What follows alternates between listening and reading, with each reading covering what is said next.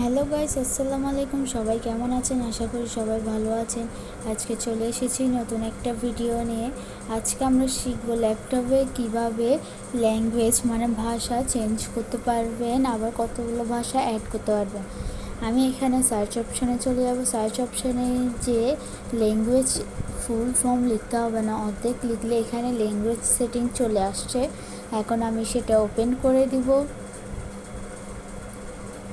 Open করার পর এখানে দেখছেন আমার ল্যাঙ্গুয়েজটা হচ্ছে ইংলিশে দেওয়া আছে। এখানে অ্যাড এ ল্যাঙ্গুয়েজ নামক একটি অপশন রয়েছে। সেই অপশনটি ক্লিক করে দিব আমরা। সেই অপশানে আপনারা এখানে অনেক রকমেরই ভাষা দেখতে পারবেন, আরবি, হিন্দি, ফার্সি, যে কোনো ভাষাই দেখতে পারবেন। আপনারা আপনাদের মতন 3-4টা ভাষা একসাথে অ্যাড করেও ইউজ করতে পারেন।